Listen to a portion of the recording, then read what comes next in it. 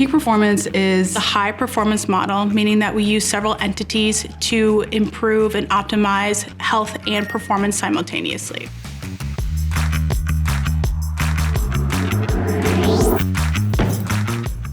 Our goal is to optimize health and performance across all disciplines, including strength conditioning, sports medicine, sports science, nutrition, and sports psychology.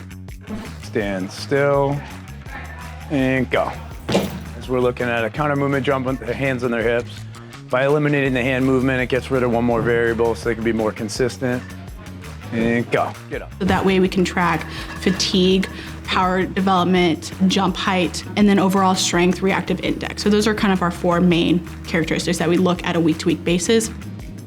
There are professional teams that do not have the depth of resources that we have in that peak performance team. The peak performance program here was a huge selling point for me in this job. Having data sciences being at the forefront of all of this, having sports psychology and a nutritionist and having strength and conditioning working as closely as they do with athletic training. We're taking all of these things to help create a better Division III athlete.